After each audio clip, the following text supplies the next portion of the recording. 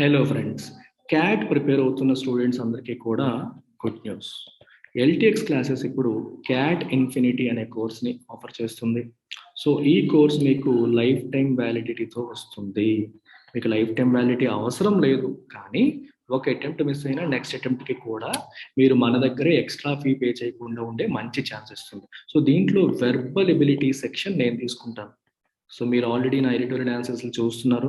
So verbal ability I will take care. నేను ఇంతకు ముందు క్యాట్ రాయడం జరిగింది. నాకు 99% వచ్చింది క్యాట్లో. నేను ఎండిఐ గురుగాంలో ఎంబీఏ కూడా చేశాను. ఎండిఐ గురుగాంలో ఐ డిడ్ మై ఎంబీఏ. ఆ తర్వాత వేరియస్ కార్పొరేట్ కంపెనీస్లో 10 years పాటు పనిచేసిన తర్వాత ఎల్టీఎక్స్ క్లాసెస్ని స్థాపించడం అనేది జరిగింది. So I handle verbal ability. మీకు ఎల్ఆర్డిఐ మరియు క్వాంటిటేటివ్ ఎబిలిటీ ఈ రెండింటికి వచ్చేసి వంశీ సార్ హ్యాండిల్ చేస్తారు.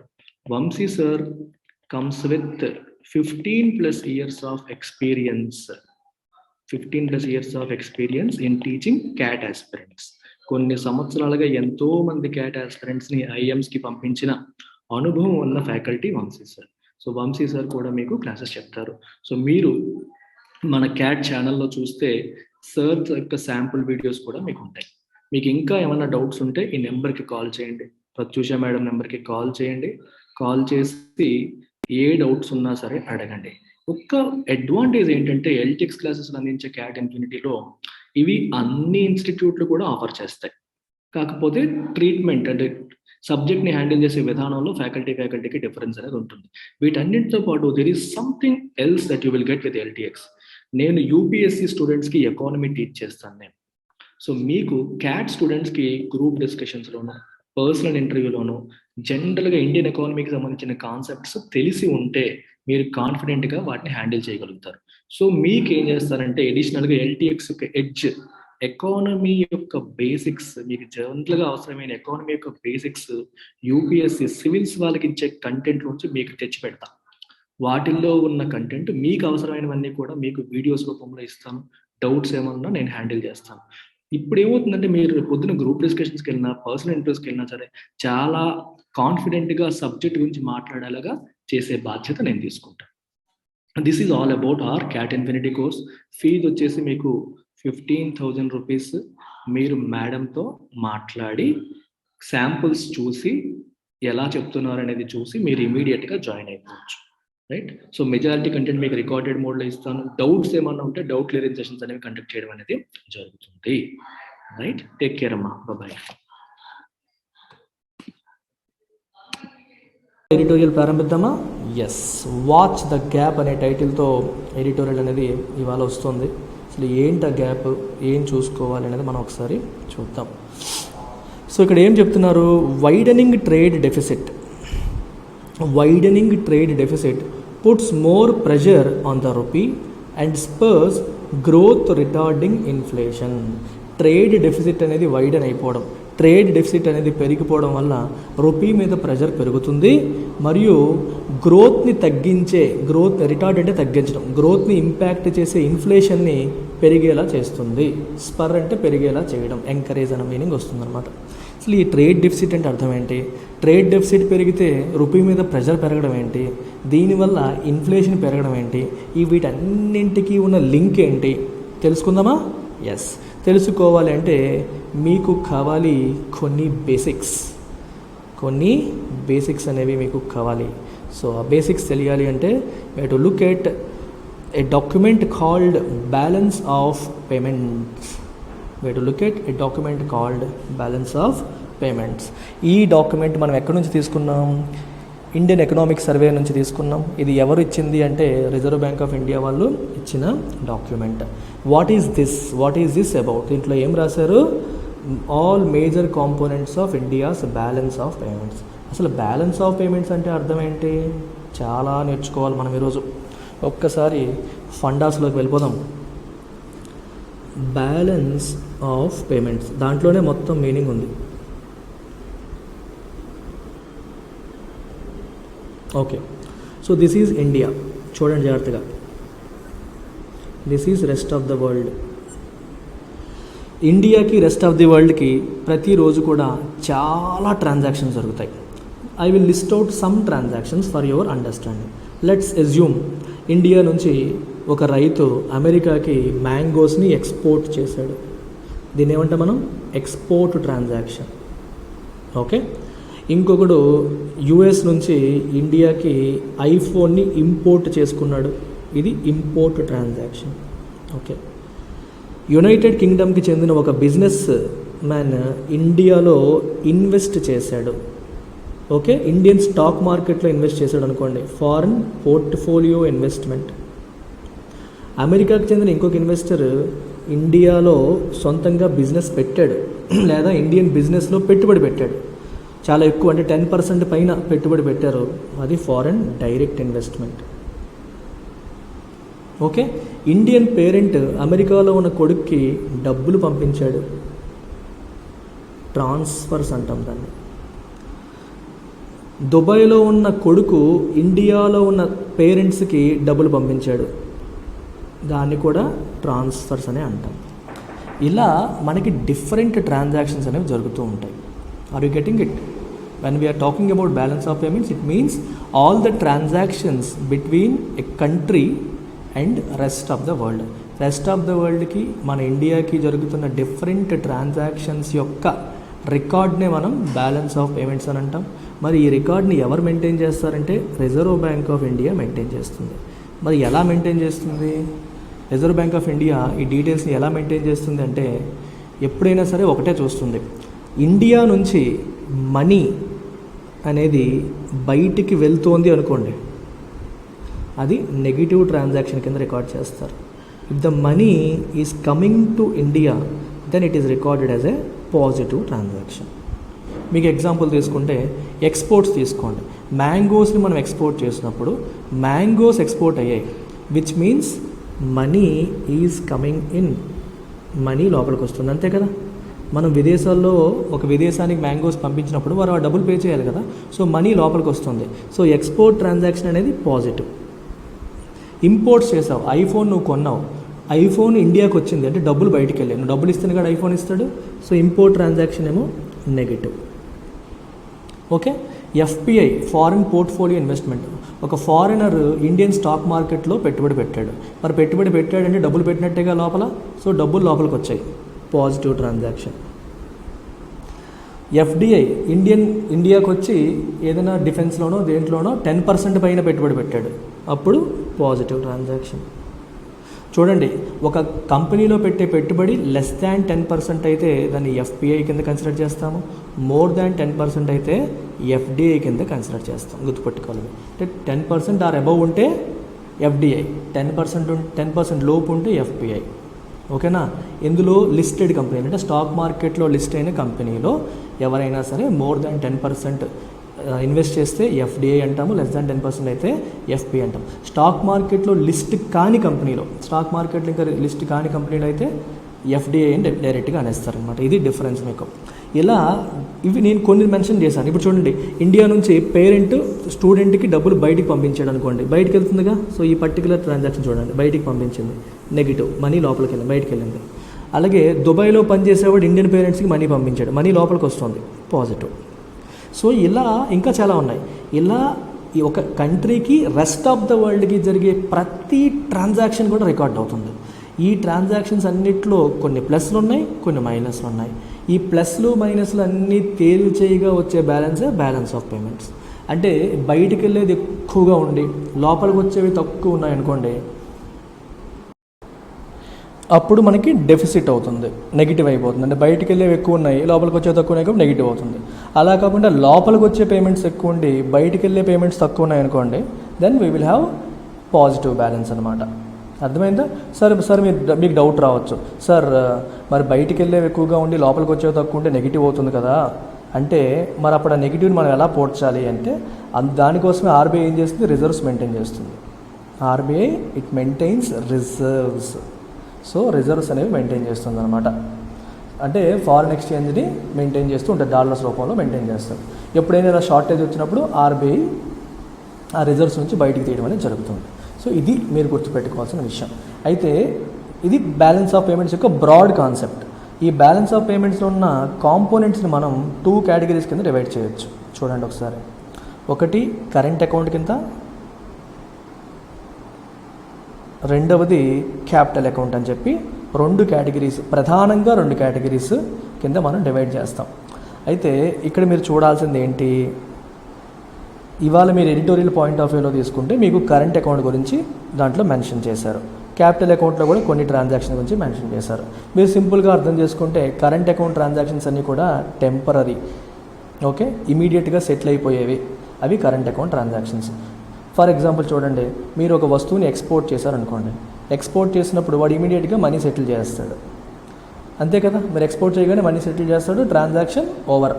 సో టెంపరీ ట్రాన్సాక్షన్ అది. మళ్ళీ ఇంకోసారి పంపిస్తావు, ఇమీడియట్గా సెటిల్ చేసుకుంటావు. ఇంపోర్ట్ చేసావు అనుకో, అప్పుడు కూడా అంతే, వస్తువు ఇంపోర్ట్ చేసుకున్నావు, నువ్వు మనీ ఇచ్చేసావు, సెటిల్డ్, ట్రాన్సాక్షన్ సెటిల్ అయిపోయింది. అలాగే సర్వీసెస్ అంటే అర్థం ఏంటి మనకి, ఇవన్నీ వస్తువులు. ఇక్కడ మర్చెండైజ్ ట్రేడ్ బ్యాలెన్స్ అంటే అర్థం ఏంటి, మర్చెండైజ్ అంటే గుడ్స్ అనమాట, వస్తువుల యొక్క ఎక్స్పోర్ట్స్, వస్తువుల యొక్క ఇంపోర్ట్స్. అలాగే మనకి సర్వీసెస్ ఉంటాయి. సర్వీస్ అంటే సాఫ్ట్వేర్ సర్వీసెస్, అకౌంటెన్సీ సర్వీసెస్ ఇలాంటివి. అంటే అమెరికాలోనే ఏదైనా కంపెనీకి ఇండియాలోనే సాఫ్ట్వేర్ కంపెనీ వర్క్ చేస్తుంది అనుకోండి, we are not exporting any product but we are exporting services, వాళ్ళ పని ఇక్కడ చేస్తున్నాం, అలాగనమాట. సో సర్వీసెస్ కూడా ఎక్స్పోర్ట్స్ ఎక్కువ ఉండి ఇంపోర్ట్స్ తక్కువ ఉంటే ప్లస్ అవుతుంది, ఎక్స్పోర్ట్స్ తక్కువ ఉండి ఇంపోర్ట్స్ ఎక్కువ ఉంటే మైనస్ అవుతుంది. బట్ ఇమీడియట్గా నువ్వు సర్వీస్ ఇచ్చేస్తావు, మనీ తీసుకుంటావు, సెటిల్ అయిపోయింది. అలాగే ట్రాన్స్ఫర్స్ అని రాసాం. ట్రాన్స్ఫర్స్ అంటే అర్థం ఏంటి, దుబాయ్లో ఎవడన్నా మన ఇండియన్ పని చేస్తున్నాడు, సో వాడు వచ్చి ఇండియాకి పంపించి వాళ్ళ పేరెంట్స్కి డబ్బులు పంపించాడు, దీన్ని రెమిటెన్సెస్ అంటాం. We call it remittances. Remittance అంటే అర్థం ఏంటి, పేరెంట్స్కి మనీ పంపించడం ఇలాంటివి అనమాట. సో ఇది ఇమీడియట్గా అయిపోయింది, సెటిల్డ్.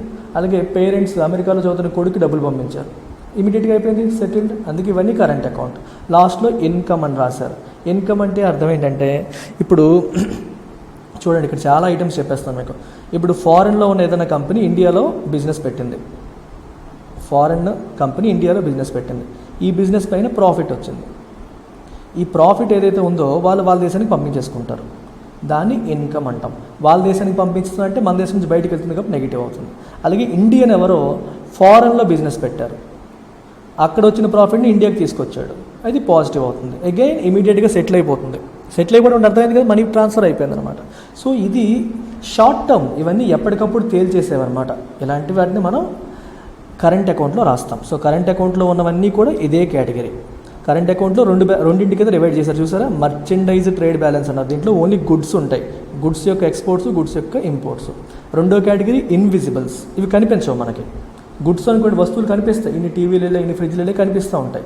ఇన్విజిబుల్స్ అనేవి things which are not seen but they are important, like services కనిపించవు కానీ ఎక్స్పోర్ట్స్ ఉంటాయి, ఇంపోర్ట్స్ ఉంటాయి. ట్రాన్స్ఫర్స్, మనీ అనేది మనకి ఫిజికల్గా కనిపిస్తుందా, మనీ ట్రాన్స్ఫర్స్. అలాగే ఇన్కమ్ మీకు చెప్పాను, బిజినెస్ మీద వచ్చే ప్రాఫిట్ కానీ. మనం లోన్ తీసుకున్నాం అనుకోండి, వరల్డ్ బ్యాంక్ దగ్గర మనం లోన్ తీసుకుంటే దాని మీద వడ్డీ కట్టాలిగా, ఆ వడ్డీ అనేది కూడా ఇన్కమ్ కిందకి వెళ్తుంది. అయితే మనకి కాదు, వరల్డ్ బ్యాంక్ ఇన్కమ్ బయటికి వెళ్తుంది కాబట్టి మైనస్. అలాగే ఇండియన్ బ్యాంక్ ఏదైనా ప్రైవేట్ బయట దేశంలో ఉన్న బయట కంట్రీల్లో ఉన్న కంపెనీస్కి లోన్లు ఇచ్చాయనుకోండి, వాళ్ళు వడ్డీ కడతారు, ఆ వడ్డీ ఇండియన్ బ్యాంక్స్కి ఇన్కమ్. సో మనీ లోపలికి వస్తుంది, that will be positive. So ప్రతి దాంట్లో కూడా బయటకు వెళ్తే నెగిటివ్, లోపలికి వస్తే పాజిటివ్, అది గుర్తుపెట్టుకుంటారు. కనిపిస్తే గుడ్స్, మర్చెండైజ్, కనిపించినవన్నీ కూడా ఇన్విజిబుల్స్. అండ్ ఓవరాల్గా కరెంట్ అకౌంట్లో ఉన్నవన్నీ ఏంటి, టెంపరీ ట్రాన్సాక్షన్స్, ఇమీడియట్ సెటిల్మెంట్ ఉండేవి. అలా సెకండ్ ట్రాన్సాక్షన్ వచ్చి క్యాపిటల్ అకౌంట్ అన్నీ కూడా లాంగ్ టర్మ్ పర్స్పెక్టివ్లో ఉంటాయి. ఫర్ ఎగ్జాంపుల్ ఫారెన్ ఇన్వెస్ట్మెంట్ అన్నారు. ఫారినర్ ఎవడన్నా భారతదేశంలో ఒక 100 కోట్లు పెట్టి బిజినెస్ పెట్టాడు. 100 కోట్లు పెట్టే బిజినెస్ ఒక రోజులో తేలిపోయేది కాదు, లాంగ్ టర్మ్ వ్యూతో కొన్ని సంవత్సరాల పాటు నడుస్తుంది. ఈ లాంగ్ టర్మ్ మైండ్ సెట్తో వచ్చేవన్నీ కూడా క్యాపిటల్ అకౌంట్లోకి వస్తాయి. అలాగే ఫారిన్ పోర్ట్ఫోలియో ఇన్వెస్ట్మెంట్, మన స్టాక్ మార్కెట్లోనూ మన బాండ్ మార్కెట్లోనూ పెట్టుబడులు పెట్టాడు. ఇదంతా ఇవాళ పెట్టి రేపు తీసేయడానికి కాదు, తీయాలంటే తీసేయచ్చు, కానీ పెట్టేది ఎప్పుడు కూడా రేపు పొద్దున అది గ్రో అవ్వాలి అనే ఉద్దేశంతో చేస్తారు. అలాగే లోన్లు, మన దేశం వేరే వాళ్ళ దగ్గర లోన్లు తీసుకున్న, విదేశాల వాళ్ళు మన దేశం దగ్గర లోన్లు తీసుకున్న, అవి కూడా ఒక లాంగ్ టర్మ్ మైండ్ సెట్తో వస్తాయి. ఈ లాంగ్ టర్మ్ మైండ్ సెట్తో ఉన్నవన్నీ కూడా క్యాపిటల్ అకౌంట్లోకి వెళ్తాయి, షార్ట్ టర్మ్తో వచ్చేవన్నీ కూడా కరెంట్ అకౌంట్లోకి వెళ్తాయి. ఇది మన కథ. ఇప్పుడు కరెంట్ అకౌంట్ డెఫిసిట్ అనే పదం మీకు కనిపిస్తుంది.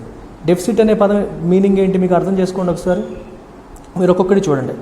మర్చెండైజ్ ట్రేడ్ బ్యాలెన్స్ అన్నాడా, ఇప్పుడు ఎక్స్పోర్ట్స్ అనేవి లెట్సే 100 రూపాయలు అనుకోండి, ఇంపోర్ట్స్ ఏమో 80 రూపాయలు అనుకోండి. ఇప్పుడు ఎక్స్పోర్ట్స్ ప్లస్ కదా, ఇంపోర్ట్స్ మైనస్. సో ఓవరాల్గా ఏమైంది, +20. అప్పుడు ఏమంటాం, ట్రేడ్ బ్యాలెన్స్ పాజిటివ్ అంటాం. ట్రేడ్ బ్యాలెన్స్ ఏమంటాం, పాజిటివ్ అంటాం. అలా కాకుండా రివర్స్ వేసుకోండి.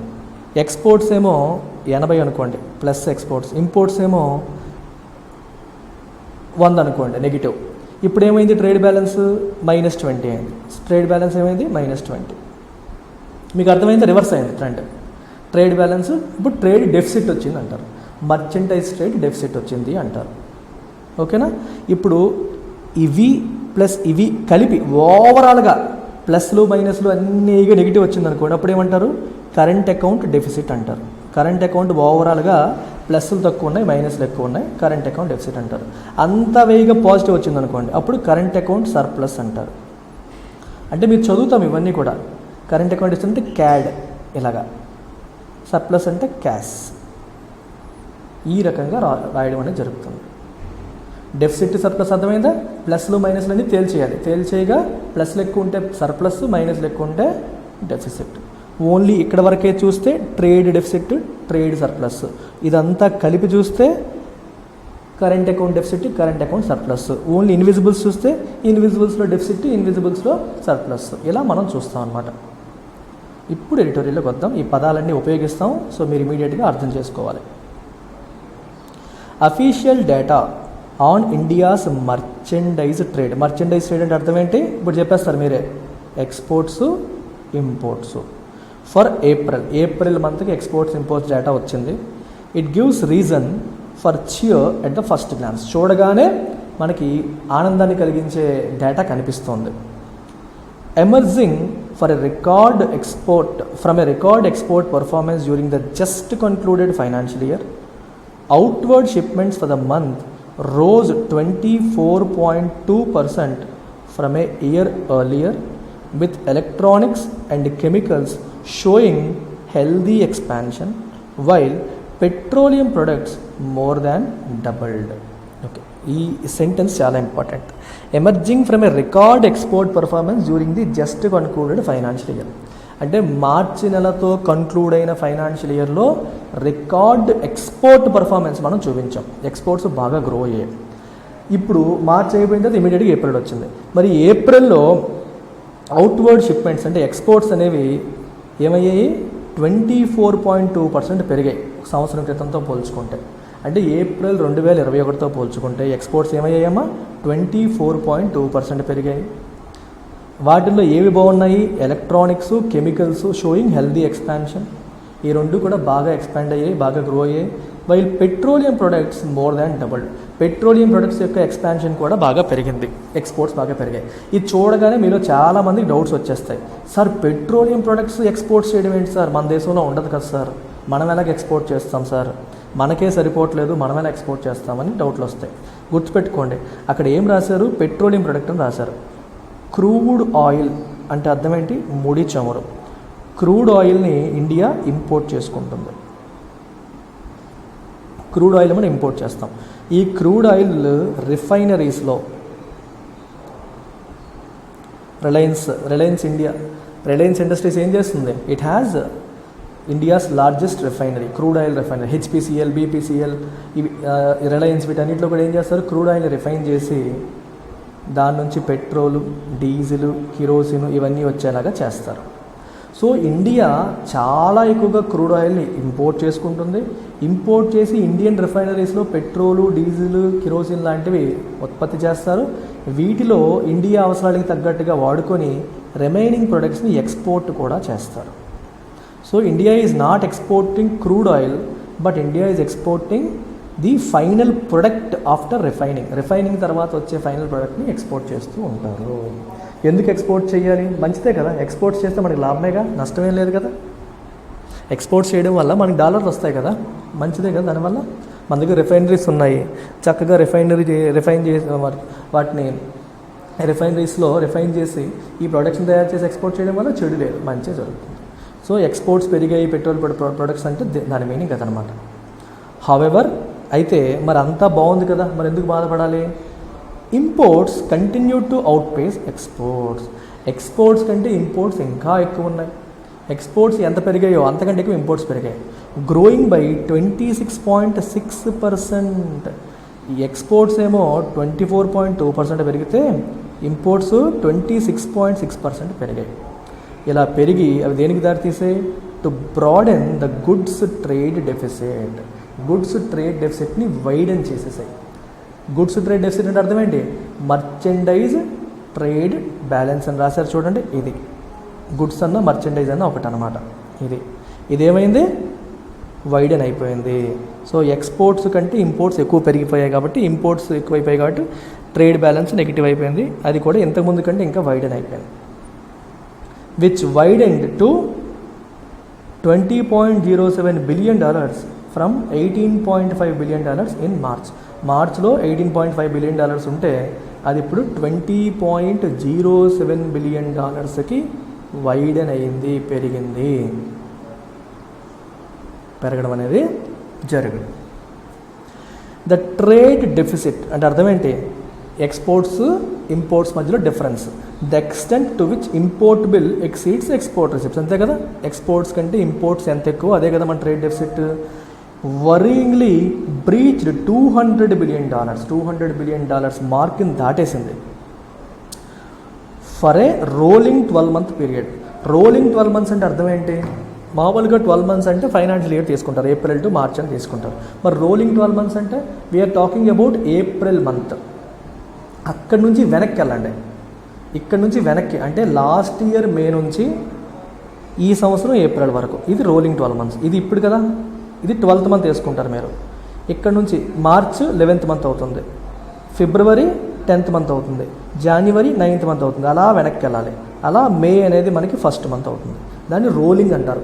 సో రోలింగ్ 12 months అంటే ఈ మంత్ ఫైనల్ మంత్ వేసుకొని లాస్ట్ 12 monthsలో అని అర్థం. రోలింగ్ అంటే యూ కెన్ సే లాస్ట్ 12 monthsలో అని అర్థం అనమాట.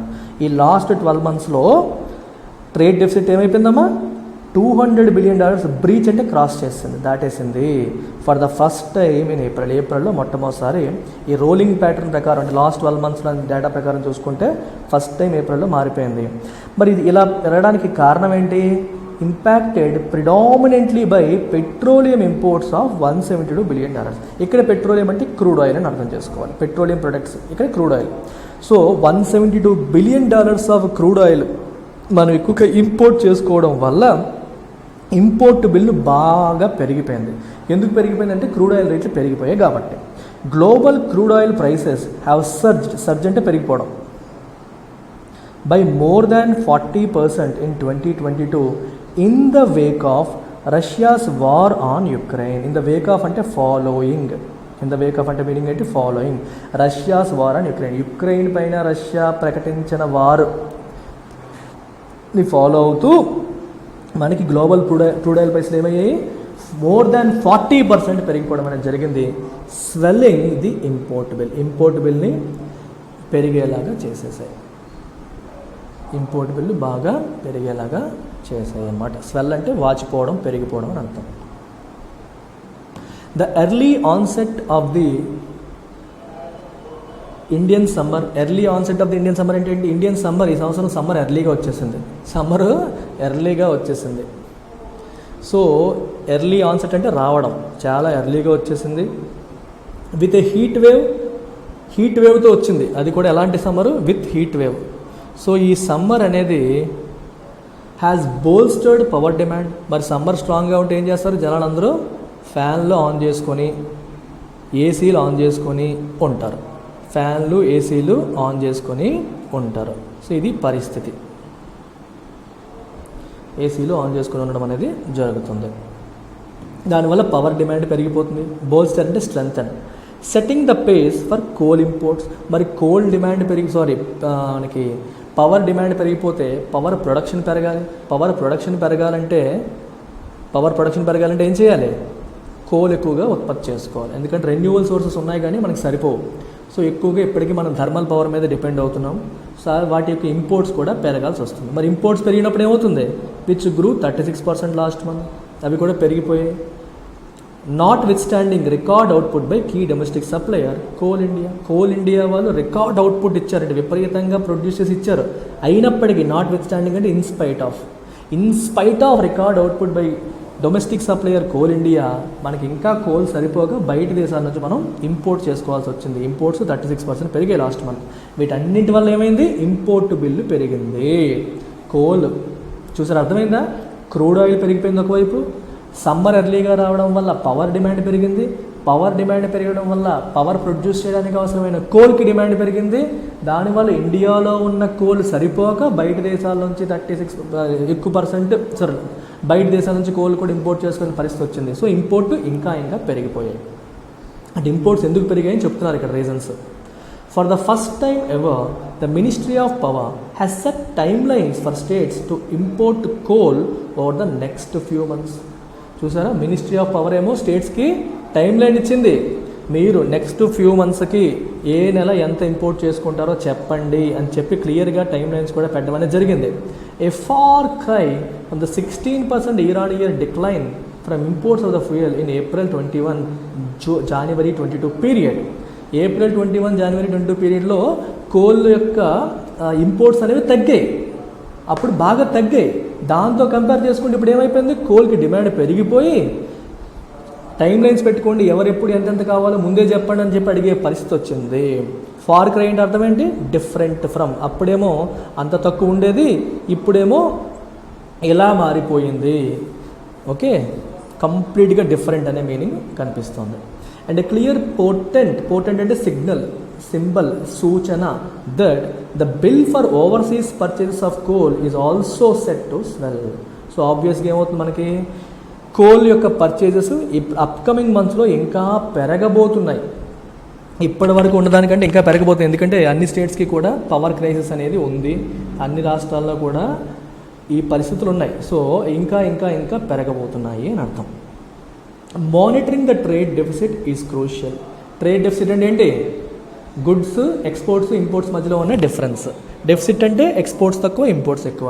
అది క్రూషియల్. ఎందుకు, as this has a direct bearing on the current account deficit. అంతే కదా, మరి కరెంట్ అకౌంట్లో ఇది ఒక ఇంపార్టెంట్ పారామీటర్ కదా. కరెంట్ అకౌంట్లో 2 ఆస్పెక్ట్స్ ఉన్నాయి, ఒకటి మర్చెండైజ్ ట్రేడ్ లేదా ట్రేడ్, రెండోది ఇన్విజిబుల్స్. మరి ట్రేడ్ డెఫిసిట్ పెరిగింది అనుకోండి, ఆటోమేటిక్గా కరెంట్ అకౌంట్ డెఫిసిట్ కూడా పెరుగుతుంది. సో కరెంట్ అకౌంట్ డెఫిసిట్ కూడా పెరగడానికి అది దోహదపడుతుంది, కారణం అవుతుంది. అదే రాశారు, బేరింగ్ అంటే ఇంపాక్ట్ అని అర్థం. Disconcertingly అంటే disturbingly, foreign direct investment which typically helps bridge the CAD has seen a moderation. ఈ సెంటెన్స్ మీనింగ్ ఏంటి, జనరల్గా మన దేశంలో ఎఫ్డిఐ ఫారిన్ డైరెక్ట్ ఇన్వెస్ట్మెంట్ ఏదైతే ఉంటుందో అంటే అర్థం ఏంటి, విదేశీ కంపెనీలు భారతదేశంలో బిజినెసెస్ పెట్టడం, పెట్టుబడులు పెట్టడం. మరి మనీ లోపలికి వస్తుంది కాబట్టి it is a positive transaction. Current అకౌంట్లో మనకి డెఫిసిట్ వచ్చిందంటే ఓవరాల్గా నెగిటివ్ ఉంది. ఈ నెగిటివ్ని ఈ పాజిటివ్ జనరల్గా బ్యాలెన్స్ చేస్తూ ఉంటుంది. క్యాపిటల్ అకౌంట్లో ఉన్న ఈ ఎఫ్డిఐ కాంపోనెంట్ జనరల్గా కరెంట్ అకౌంట్ యొక్క నెగిటివ్ని బ్యాలెన్స్ చేస్తూ ఉంటుంది. అలాంటి ఎఫ్డిఐ ఈసారి తగ్గిందంట. ఏప్రిల్ మంత్లో ఏమైంది, ఎఫ్డిఐ తగ్గింది. సో అది పరిస్థితి. ఎఫ్డిఐ ఎప్పుడు పెరుగుతూ ఉంటుంది, బ్యాలెన్స్ చేస్తూ ఉంటుంది. అలాంటి ఎఫ్డిఐ తగ్గింది.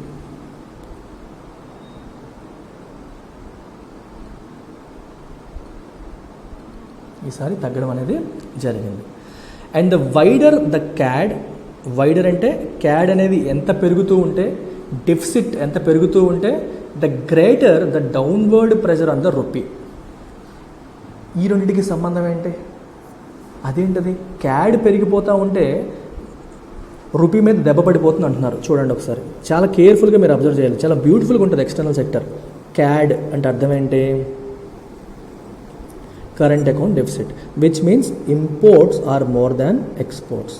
సో మీరు ఒకసారి అబ్జర్వ్ చేయండి, ఒక వస్తువుని మనం ఇంపోర్ట్ చేసేటప్పుడు ఏం జరుగుతుంది. లెట్స్ అస్యూమ్ యువర్ ఇంపోర్టింగ్ ఒక ఐఫోను, ఐప్యాడ్ ఇంపోర్ట్ చేసుకుంటున్నారు. ఈ ఐఫోను, ఐప్యాడ్ అనేది డాలర్స్లో కదా వాళ్ళు అమ్ముతారు. మన దగ్గర ఏముంటాయి, రూపీలు ఉంటాయి. So whenever you want to buy an iPhone or iPad or whenever you want to import anything from foreign countries, you need dollars. దానికోసం మన ఇంపోర్టర్స్ ఏం చేస్తారు, they will go to RBI, they will sell these rupees to RBI and buy dollars from RBI. RBI దగ్గర dollars కొనుక్కుంటారు. RBI దగ్గర dollars కొనుక్కొని ఈ డాలర్స్తో ఇంపోర్ట్స్కి payment చేస్తారు. మీరు కీన్గా అబ్జర్వ్ చేస్తే ఇక్కడ ఏమవుతుంది, they are buying dollars, they are buying dollars, dollars కొంటున్నారు. డాలర్స్ కొంటున్నారు అంటే అర్థం ఏంటి, డాలర్కి డిమాండ్ పెరుగుతుంది. డాలర్కి డిమాండ్ పెరుగుతున్నప్పుడు అదేమవుతుంది, డాలర్ వాల్యూ పెరుగుతుంది, which means consequently rupee value తగ్గుతుంది. అర్థమైందా? ఇంపోర్ట్స్ వల్ల రూపీ మీద ప్రెషర్, డౌన్వర్డ్ ప్రెషర్. ఎందుకంటే రూపీస్ అమ్మేయాలి, రూపీస్ అమ్మితేనే కదా నువ్వు డాలర్స్ కొనగలుగుతావు. నీ దగ్గర రూపాయలు ఉన్నాయి, నీకు డాలర్స్ కావాలి, రూపాయలు అమ్మాలి. అమ్మే వాళ్ళు ఎక్కువయ్యే కొద్దీ రూపీ మీద ప్రెషర్ పెరిగిపోతూ ఉంటుంది. అదే ఎక్స్పోర్ట్స్ అయినప్పుడు ఏమవుతుంది, మనకి ఎక్స్పోర్ట్ చేసావనుకో, your selling an item to foreign కంట్రీకి నువ్వు వస్తువు ఎక్స్పోర్ట్ చేస్తున్నావు. ఎక్స్పోర్ట్ చేసినప్పుడు నీకు పేమెంట్ ఏ రూపంలో వస్తుంది, డాలర్ రూపంలో వస్తుంది. ఆ డాలర్స్ నువ్వేం చేసుకుంటావు, నువ్వు ఇండియాకి తీసుకొచ్చేస్తావు. నువ్వు ఇండియాకి వచ్చి ఆర్బీఐకి ఈ డాలర్లు ఇచ్చేసి you will take rupees, which means you are selling dollars. Exports చేయడం ద్వారా నీకు వచ్చిన డాలర్స్ని ఆర్బీఐ దగ్గరికి వచ్చేసి నువ్వు అమ్మేసి నువ్వు రూపీస్ తిరిగి తీసుకుంటావు. నీకు అర్థమైందా? ఎక్స్పోర్ట్స్ చేయడం వల్ల డాలర్లు ఎక్కువగా అమ్మడం, రూపీలు ఎక్కువగా కొనుగోలు చేయడం జరుగుతుంది. సో రూపీ వాల్యూ పెరుగుతుంది. ఇంపోర్ట్స్ వల్ల రూపీ వాల్యూ తగ్గుతుంది. ఇప్పుడు ఏమవుతుంది, ఇంపోర్ట్స్ ఎక్స్పోర్ట్స్ కంటే ఎక్కువ ఉన్నప్పుడు ఏమవుతుంది, డౌన్వర్డ్ ప్రెషర్ ఆన్ రూపీ అనేది అప్వర్డ్ కంటే ఎక్కువ ఉంటుంది. Imports downward pressure, exports upward అంటే పెరుగుదల కంటే తగ్గుదల ఎక్కువ ఉంటుంది. దీనివల్ల ఏమవుతుంది, రూపీ వీకెన్ అవుతుంది, రూపీ వాల్యూ పడిపోతుంది. I hope you have got it. ఇది కాన్సెప్ట్.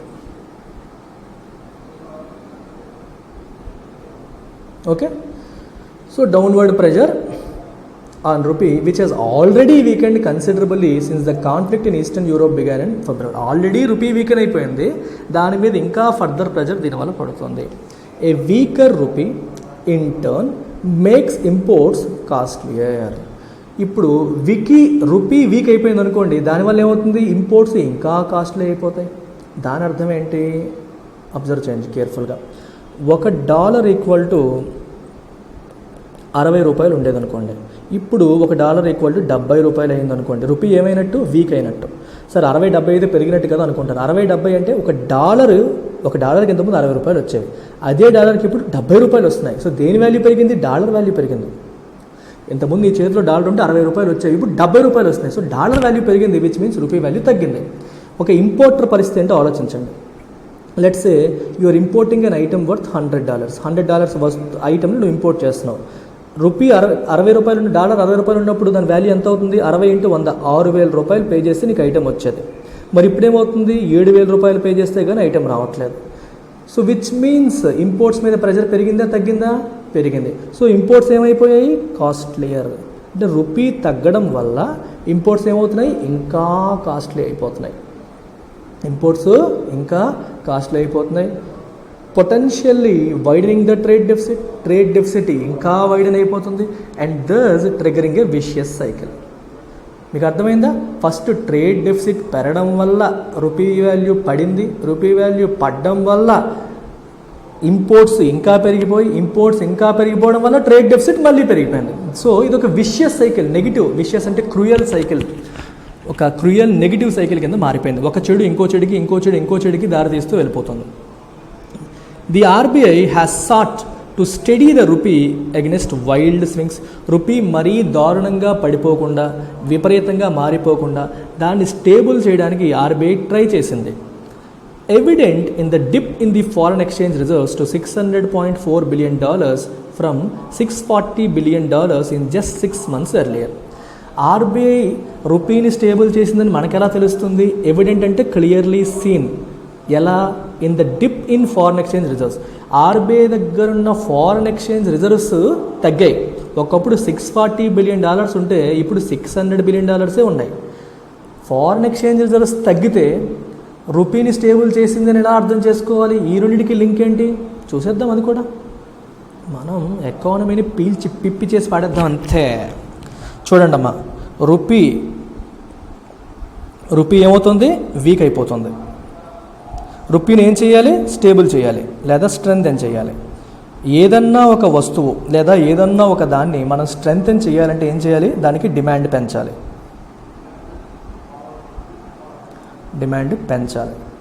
అర్థమైందా? సో మరి డిమాండ్ పెంచాలి అంటే, లేదా దాన్ని మనం దేంతో కంపేర్ చేస్తాం, డాలర్తో.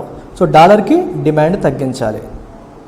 డాలర్ డిమాండ్ తగ్గించినా రూపీ వాల్యూ పెరుగుతుంది, రూపీ డిమాండ్ పెంచినా రూపీ వాల్యూ పెరుగుతుంది, అంతేనా? సో ఆర్బీఐ ఏం చేస్తుంది, తన దగ్గర ఉన్న డాలర్స్ని అమ్మడం మొదలు పెడుతుంది. RBI starts selling dollars. ఎప్పుడైతే ఆర్బీఐ తన చేతిలో ఉన్న డాలర్స్ని అమ్మడం మొదలు పెడుతుందో, ఎప్పుడైతే ఆర్బీఐ తన చేతిలో ఉన్న డాలర్స్ని అమ్మడం మొదలు పెడుతుందో ఏమవుతుంది మనకి? అప్పుడు అమ్మడం మొదలుపెట్టినప్పుడు డాలర్ మీద ప్రెషర్ పెరుగుతుంది. ఏ వస్తువు అయితే ఎక్కువగా అమ్మేస్తూ ఉంటామో, చూడండి ఒక ఊరిలో అందరూ నాకు ఈ స్థలాలు అమ్మేద్దామని వచ్చారనుకోండి, ప్రతి వాడు అమ్మడానికి వచ్చే స్థలం వాల్యూలు ఏమవుతాయి? తగ్గిపోతాయి, అంతేనా? ఏదైనా సరే, ఇప్పుడు ఉల్లిపాయలు ఉన్నాయి, అందరూ ఉల్లిపాయలే పండించారు, అందరూ ఒకేసారి అమ్మకానికి మొదలుపెట్టారు, ఉల్లిపాయ రేట్లు తగ్గిపోతాయి. సో దేనికైతే స్కేర్సిటీ ఉంటుందో దాని వాల్యూ పెరుగుతుంది, దేనికైతే సప్లై పెరుగుతుందో దాని వాల్యూ తగ్గుతుంది. ఇవి ఆర్బీఐ డాలర్లు ఎక్కువగా అమ్మడం వల్ల ఏమవుతుంది? ఆ డాలర్ వాల్యూ తగ్గుతుంది, దానివల్ల సబ్సిక్వెంట్గా రూపీకి సపోర్ట్ వస్తుంది, రూపీ వాల్యూ పెరుగుతుంది అనమాట. సో పడిపోతున్న రూపీని కాపాడడానికి ఆర్బీఐ ఏం చేసింది? తన దగ్గర ఉన్న డాలర్ని అమ్ముతూ వచ్చింది. అది మనకు కనిపిస్తుంది. $640 బిలియన్ ఉండేది కాస్త ఇప్పుడు $600 బిలియన్ కింద మారిపోయింది. But a central bank can draw on the reserves to ease any rupee weakening only to a limited extent. Central bank కొంతవరకే చేయగలదు, ఎంతంత చేసేయలేదు కదా. అతని దగ్గర $600 బిలియన్ ఉన్నాయి, సో కొంతవరకే చేయగలదు అన్నమాట. The RBI also has its hands full. దీని అర్థం ఏంటి? హ్యాస్ ఇట్స్ హ్యాండ్స్ ఫుల్ అంటే ఆల్రెడీ బిజీగా ఉంది, నిమిషం తీరిక లేకుండా ఉంది అని అర్థం. With the battle against imported inflation as global commodity prices remain sharply elevated. Already imported ఇన్ఫ్లేషన్ని ఫైట్ చేసే కార్యక్రమంలో ఆర్బీఐ బిజీగా ఉంది. అర్థమైందా? ఇంపోర్టెడ్ ఇన్ఫ్లేషన్ అంటే అర్థం ఏంటి? ఎక్కడే రాసింది, నిన్న మొన్న కూడా చెప్పాను ఇది మీకు. ఇంపోర్టెడ్ ఇన్ఫ్లేషన్ అనే పదాన్ని వాడారు. ఇప్పుడు లెట్స్ అజ్యూమ్ క్రూడ్ ఆయిల్ ఉంది. క్రూడ్ ఆయిల్ మనం ఏం చేసుకుంటున్నాం? ఇంపోర్ట్ చేసుకుంటున్నాం. క్రూడ్ ఆయిల్ రేట్లు ఏమయ్యాయి? పెరిగాయి. సో ఇంపోర్ట్ కాస్ట్ ఏమవుతుంది? పెరుగుతుంది. క్రూడ్ ఆయిల్ ఇంపోర్ట్ కాస్ట్ పెరగడం వల్ల క్రూడ్ ఆయిల్ నుంచి వచ్చే పెట్రోల్ రేట్లు పెరిగాయి, డీజిల్ రేట్లు పెరిగాయి. సో ఇక్కడ పెట్రోల్ రేట్లు, డీజిల్ రేట్లు ఇండియాలో పెరగడానికి కారణం ఏంటి? గ్లోబల్ లెవెల్లో క్రూడ్ ఆయిల్ పెరగడం, ఆ క్రూడ్ ఆయిల్ మనం ఇంపోర్ట్ చేసుకోవడం. అంటే గ్లోబల్ లెవెల్లో ఇన్ఫ్లేషన్ వచ్చింది, క్రూడ్ ఆయిల్ పెరిగింది, ఒక రకంగా ఇన్ఫ్లేషన్ మనం ఇంపోర్ట్ చేసుకున్నామని అర్థం. అంటే ఇంపోర్ట్స్ వల్ల వచ్చిన ఇన్ఫ్లేషన్. అర్థమైందా? పెట్రోల్ డీజిల్ ధరలు పెరగడానికి కారణం ఇండియాలో డిమాండ్ పెరిగి కాదు, బయట దేశాల్లో దాని యొక్క వాల్యూ పెరిగిపోయి, అందువల్ల ఇంపోర్ట్ చేసుకునేటప్పుడు కూడా మన కాస్ట్ పెరిగిపోయి అది మనకి ఇన్ఫ్లేషన్కి దారితీసింది. ఇలాంటి ఇన్ఫ్లేషన్ మనం ఏమంటాం? ఇంపోర్టెడ్ ఇన్ఫ్లేషన్ అని చెప్పి అంటాం. ఇదే ఎడిటోరియల్ చదివేటప్పుడే మీకు ఎకానమీలో ఎన్ని కాన్సెప్ట్స్ రివైజ్ అయ్యాయో మీరు అబ్జర్వ్ చేయండి ఒకసారి. This is the reason I always ask all of you to read editorial on your own. మీరు ఓన్గా చదివి నేను ఎలా అయితే చెప్తున్నానో ప్రతి సెంటెన్స్లో ప్రతి వర్డ్లో ఇంత మీనింగ్ని మీరు ఎక్స్ట్రాక్ట్ చేయగలిగితే you are perfect with respect to UPSC preparation or any competitive exam preparation. To help avoid added stress ఇంకా పెరగకుండా the government must consider additional incentives for exports. మరి రూపీ మీద ఇంకా ఫర్దర్ స్ట్రెస్ ఉండకూడదంటే ఏమవ్వాలి? రూపీని సపోర్ట్ చేసే కార్యక్రమాలు పెరగాలి. రూపీ వాల్యూ పెంచే కార్యక్రమాలు ఏంటి? ఎక్స్పోర్ట్స్. సో ఎక్స్పోర్ట్స్ అనేవి పెరగాలి, ఎక్స్పోర్ట్స్ అనేవి ఇంకా పెరగాలి. While encouraging local production of items that strain the import bill. ఏవైతే మనం ఎక్కువగా ఇంపోర్ట్ చేసుకుంటున్నామో, ఏవి ఇంపోర్ట్ చేయడం వల్ల మన బిల్ ఎక్కువైతే పెరుగుతుందో వాటిని మనం ఇండియాలోనే ప్రొడ్యూస్ చేసుకునేలాగా మారాలి. Are you getting it? వాటిని ఇండియాలోనే ప్రొడ్యూస్ చేసుకోవాలి. అప్పుడు ఏమవుతుంది? బయట దేశాల నుంచి మనం ఇంపోర్ట్ చేసుకోవాల్సిన అవసరం తగ్గుతుంది, తద్వారా మనకి ఇంపోర్ట్ భారం అనేది తగ్గుతుంది. The coal crisis could have been averted అంటే అవాయిడెడ్.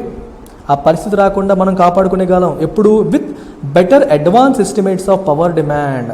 పవర్కి ఎంత డిమాండ్ ఉంటుందని ముందే మనం ఎస్టిమేట్ చేయగలిగి ఉంటే కోల్ క్రైసిస్ రాకుండా మనం అవాయిడ్ చేయగలిగే వాళ్ళం.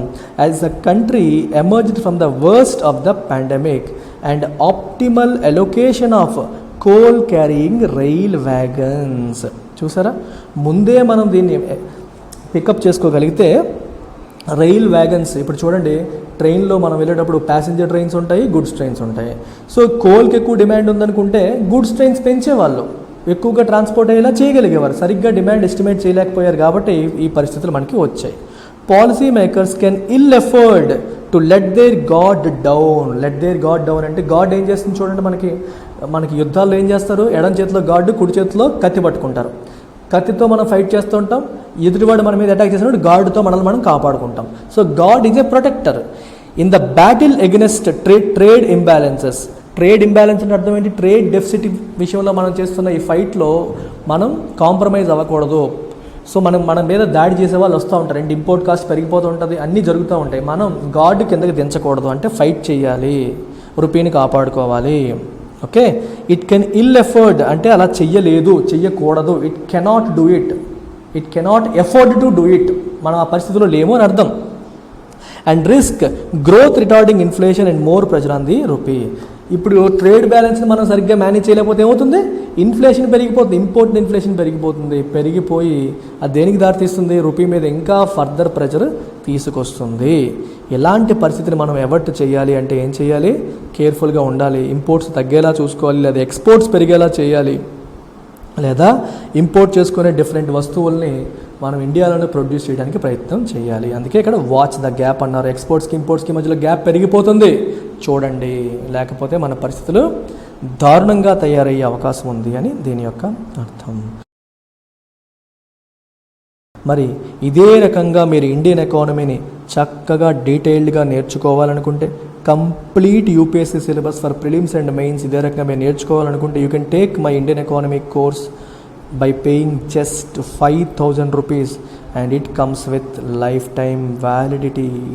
సిమిలర్గా హిస్టరీకి, పాలిటీకి, జోగ్రఫీకి కూడా కేవలం 5,000 పే చేసి మీరు జాయిన్ అవ్వవచ్చు.